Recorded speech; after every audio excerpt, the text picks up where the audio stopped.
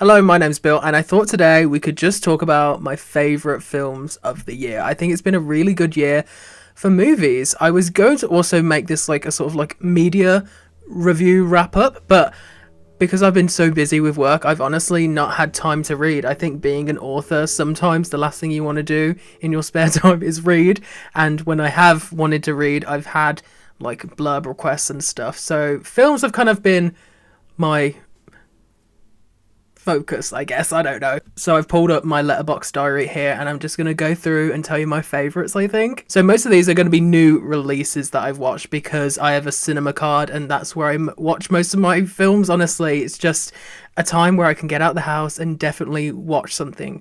So I think we're just going to go from January all the way up to, I was going to say present day. It was only like 5 months ago, but you know what I mean. So the first one that's coming up is The Last Showgirl. I was sent an early screener for this, which I felt so happy and honoured by because I was really excited to watch this film. But this is like, I guess, Pamela Anderson's reinvention. I thought this film was great. I don't think it was incredible. I think there was definitely something lacking plot wise. I think it ended maybe a little bit too soon, but in terms of like acting chops, this movie was stacked. Kiernan Shipka, as I said, Pamela Anderson, Brenda Song.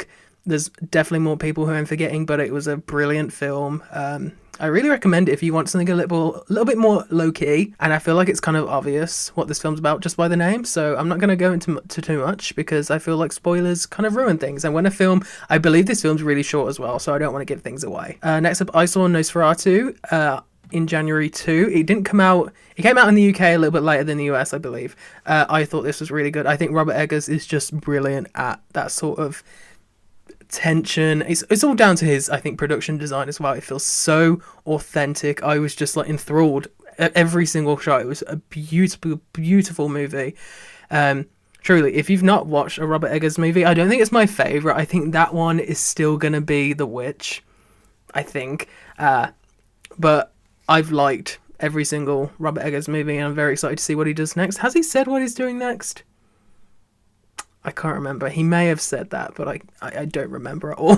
I saw Better Man, the Robbie Williams biopic, which I was very apprehensive about, but when it got good reviews, I went to my mum and was like, we should go see this. We couldn't get my dad to go because he said it looked stupid. But we went and we had a blast. Like, I know Robbie Williams music. Obviously, I'm British. But I don't know all the deep cuts and stuff. So I think some of them I didn't recognize. But most of the songs, bangers. I think it was so visually striking as well. Not only obviously him being a monkey, but it was just shot really, really beautifully. I think the scene, oh my gosh, I can't remember, was it Rock DJ in the street? That whole sequence, amazing. I was blown away. It was so good. I loved the scene on the boat as well. Very much The Greatest Showman, and same director, so that's why. But it's great. I think people didn't give it a chance because it looked so ridiculous, and obviously it became a bit of a meme. But then I feel like I've seen on Twitter people realizing that, oh wait, this film is actually decent. Even if you don't know who Robbie Williams is, I think you'd have a really good time with this. There's like a big ass action scene halfway through, which is actually brilliant. Definitely recommend that one. I saw Companion, which I thought was brilliant as well. I think there was something I didn't like about it, which I'm not going to say because it will spoil it. But saying that, if you've seen the trailer, you've seen the film. The trailers gave away a lot, and I wish they hadn't given away the main thing. I mean, it kind of gives it away in the poster as well, but I thought this was great. I think Sophie Thatcher is like a modern, well, she is a scream queen, but I think she is just so brilliant. Everything I watch her in, she just always stands out. Are we talking about the other thing that she was in? Oh no, that was last year, because she was in, oh my gosh, what is that movie called? Heretic. She was brilliant in that as well. I guess this is kind of like grounded sci-fi, almost like dystopian-y. So good. I would definitely watch a follow-up of this. I think this is one where you could definitely build on that sort of premise. Obviously it's been done before, but the way it was done, and I think if the trailer hadn't given so much away, the reveal would have been incredible. But that was definitely a 4-star for me. I really enjoyed it. The next one I didn't enjoy as much, but I had a really, really good time with it, which was The Monkey. I didn't love Longlegs, but I really respected it. I thought it was terrifying. I think obviously there was a bit of humor with Nicolas Cage's character because it was just so like off the bat. Is that a bad description? I think it is. but Longlegs just had like a sense of dread all the way through, and the monkey didn't. It definitely had more of like a Final Destination vibe, and I'd rewatch Final Destination right after this movie. Go figure.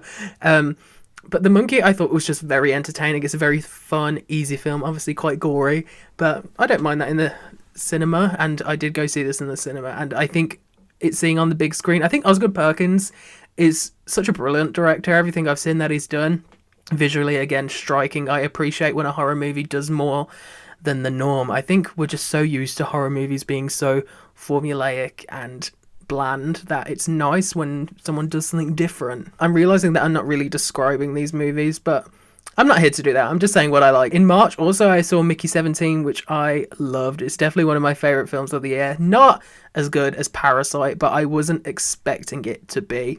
I love a sci-fi movie, so I knew I was going to enjoy this, but I think performances all round were brilliant. I think it was a genuinely funny movie.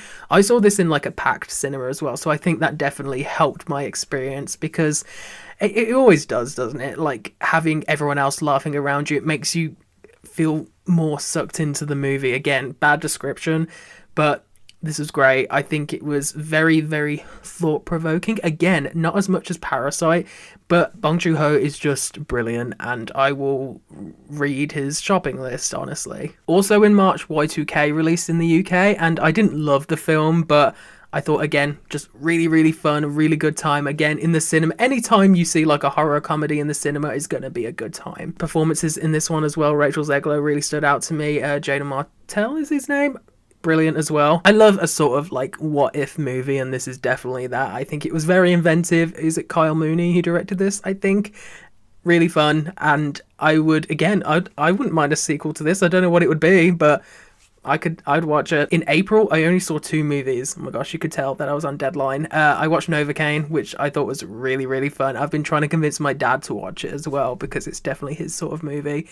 Jack Quaid, just so charismatic. Amber Midthunder as well, who I'd first seen in Prey, which I loved, but then Novocaine was just a boatload of fun.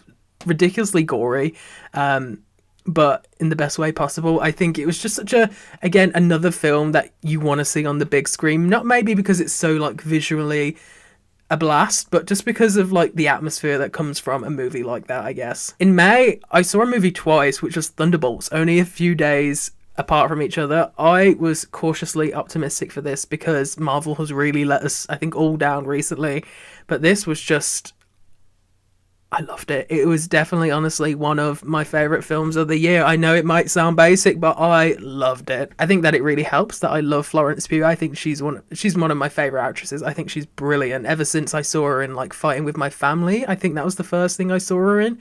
I know, it would have been Little Women, but Fighting With My Family equally is amazing. By the way, if you've not seen Fighting With My Family, I knew nothing about wrestling, but that film... incredible. I think my review of Thunderbolts, I just said, now this is MCU, and I really stand by that. It just gave me Winter Soldier vibes in the sense that it wasn't ridiculous and silly and over the top. It felt like a grounded, as as grounded as Marvel can be. I feel like you understand what I mean. I feel like everyone enjoyed this film because it was genuinely just a good time. And yeah, I gave it 5 stars.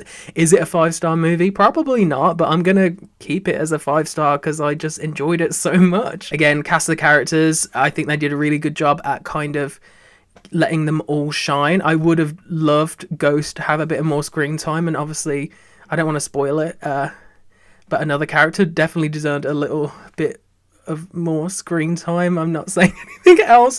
I think Ghost, is it Hannah John Kamer? She definitely was like the least developed of the main team, but I was like one of the only ones to actually really, really like her character in Ant-Man and the Wasp. So I had that, I guess, like going into it. I don't know, she's very captivating. I can't wait to see her and I guess the rest of the team in Avengers next year, which is going to be really fun. I'm nervous because obviously different director.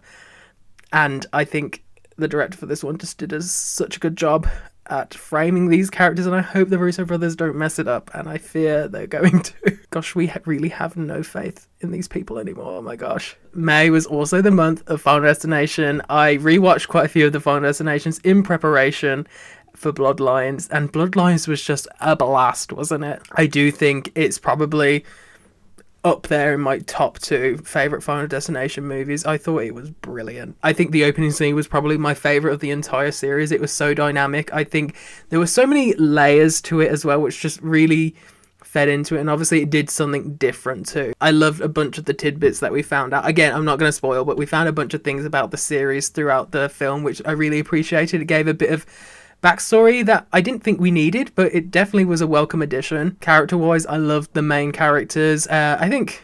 yeah, I loved all the main characters. I think some of the parents were a little bit shoddy, but whatever. The kills in this as well, incredible. I think the one that strikes me the most is probably... I forget his name. Was his name Johnny?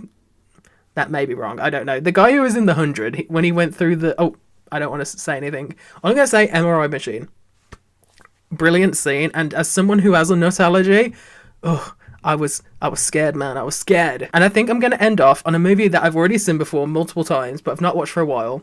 And it is definitely not a new release. It came out a very long time ago, 2007 to be exact, but I've got a rediscovered love for it. I think this is a brilliant film, very overlooked. 30 Days of Night. If you've never watched this film, some of the most terrifying vampires you've ever seen in your life.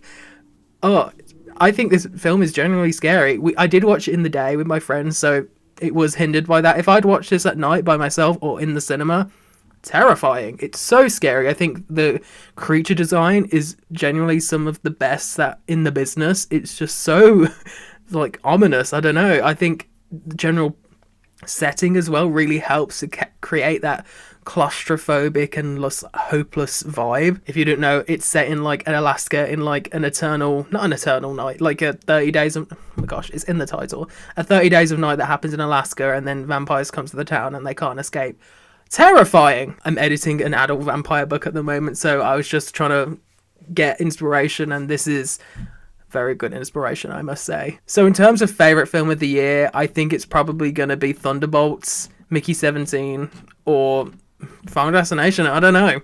What is your favorite movie of the year so far? I'm very excited for a lot of upcoming films. I think that the rest of the year is stacked. It was a little bit light first half of the year, but it's just every weekend I feel like I'm going to the cinema at the moment. But let me know what your favorite is, and let's have a chat in the comments. If you didn't know, I'm also an author. My book Let's Split Up is out in the UK right now. It's being adapted for TV. It's coming out in the US this September, and if you pre-order anywhere you want, you get a cool sprayed edge edition. So if you want to do that, please do. And if you're in the UK, the sequel Be Right Back comes out this October 9th and is also available for pre-order right now. Thank you so much for watching. My name's Bill Wood, and I hope you enjoyed this video.